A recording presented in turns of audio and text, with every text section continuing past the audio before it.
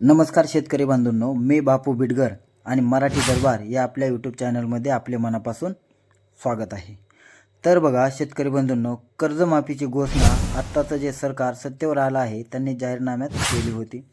त्यामुळे आता सत्तेवर आल्यानंतर विरोधक कर्जमाफी झालीच पाहिजे, कर्जमाफी झालीच पाहिजे अशा सतत घोषणा देत आहेत. तसेच त्यांना सभागृहामध्ये प्रतिप्रश्न विचारत आहेत, कर्जमाफी नेमकी कधी होणार. तर यासाठी विरोधकांनी मोठा त्यांना तगादा लावलेला आहे. त्यातच आता RBI म्हणजेच रिझर्व्ह बँक ऑफ इंडियाने कर्जमाफी संदर्भात काही मार्गदर्शक तत्त्वे बँकांसाठी जाहीर केलेले आहेत.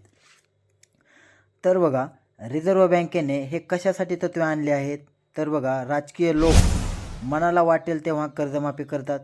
त्यामुळे कोणत्याही राज्यावर त्याचा आर्थिक परिणाम होत असतो. बँकेचे म्हणजे जे कायदेशीर म्हणणे, बँकेचे कायदेशीर म्हणणे आहे की आपापल्या राज्याची स्थिती पाहून तशा प्रकारे निर्णय म्हणजे असं रिझर्व्ह बँकेचं म्हणणं आहे. यासाठी एक कायदासुद्धा आहे बघा, FRBM असा जो कायदा आहे त्याचं नाव आहे शॉर्ट फॉर्ममध्ये FRBM, म्हणजे fiscal responsibility and budget management. हा ॲक्ट 2003चा कायदा आहे. तर यामध्ये अर्थसंकल्पाचे व्यवस्थापन केले जाते. थोडक्यात सांगायचे झाल्यास हा कायदा म्हणजे अंतरून पाहून पाय पसरायला लावतो. म्हणजे जेवढं तुमचं उत्पन्न आहे त्याच्या आधारे तुम्ही खर्च करू शकता. म्हणजे ह्याचा जो हिशोब आहे तो सगळा ह्या FRBM ही जी एक कमिटी असते त्याच्यामध्ये त्या कायद्यानुसार केला जातो. आणि म्हणजे मग त्यांनी मराठीत आपली एक म्हण असते की अंतरून पाहून पाय पसरायचं. आता आपण हे थोडक्यात सांगतोय की जेवढा आपला बजेट आहे तेवढंच आपण खर्च केला पाहिजे. आता बघा, राजकीय लोक निवडणुकीच्या काळात मोठमोठ्या घोषणा करत असतात. त्यामुळे राज्यांवर आर्थिक स्थिती बिघडण्याची वेळ येत आहे. आता हे आपल्याच राज्यात, महाराष्ट्रामध्ये नाही, सगळ्या राज्यामध्ये असंच चालू आहे.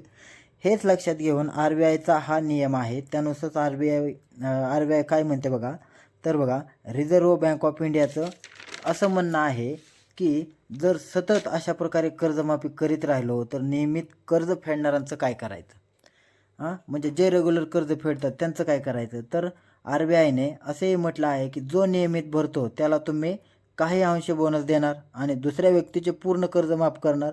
म्हणजे जो रेग्युलर भरतो त्याच्यावर अन्याय झाल्यासारखं होतंय. म्हणजे जो रेग्युलर कर्जफेड करत आहे त्याला असं वाटणार की आपण नियमित कर्ज भरून काही उपयोग नाही, म्हणजे नियमित कर्ज भरूनही चूक झाली, असं लोकांमध्ये गैरसमज जाऊ शकतो. जो नियमित कर्ज भरत आहे त्यालाही सर्वांबरोबर तेवढाच लाभ भेटला पाहिजे.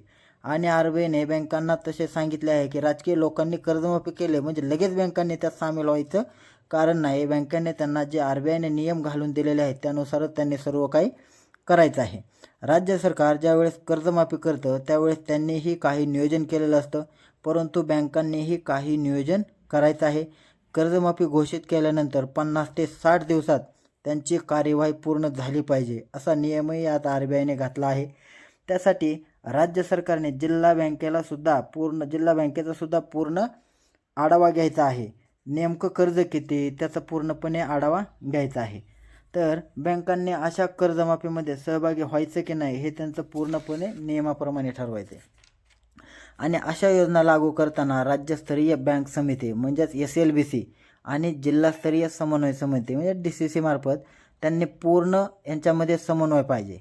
आता बघा, जर कर्जमाफीत तुम्ही बसला आणि तुमचं ते जे काही थकीत कर्ज आहे, म्हणजे जे काय तुम्ही सेटलमेंट, म्हणजे जे काय तुमचं थकीत कर्ज आहे ते सेटलमेंटमध्येच बसेल आणि त्याचा परिणाम तुमचं जे सिबिल स्कोअर असतो त्याच्यावरही होणार आहे. RBIने अजून हेही सांगितलं की बँक जोपर्यंत संबंधित शेतकऱ्याचं कर्ज पूर्ण रकमेसह भरत नाही तोपर्यंत ते थकीत कर्ज म्हणूनच ग्राह्य धरले जाईल.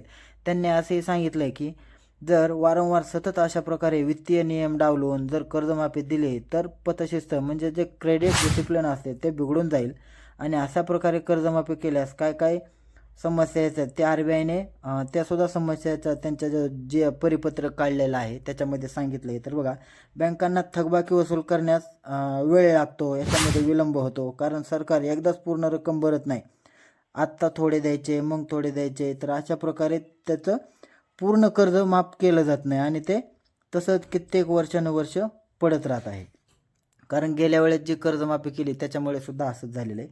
त्यामुळे पत खराब झाल्यामुळे नवीन कर्ज मंजुरी शेतकऱ्याला अडचण येऊ शकते. त्यामुळे बँकांनी RBIचा नियम मान्य करावा लागेल, पण शेतीला योग्य भाव देणं हे सुद्धा सरकारचं काम आहे. तसं अडचणीत शेतकऱ्यांना बाहेर काढणं हे सुद्धा सरकारचं काम आहे. त्यामुळे नेमकं याच्यावरती काय होतं हे आता आपल्याला समजेलच. त्याच्यावरती काय अपडेट आले तर त्याच्यावरती आपण व्हिडिओ बनवूच. तुर्तास धन्यवाद.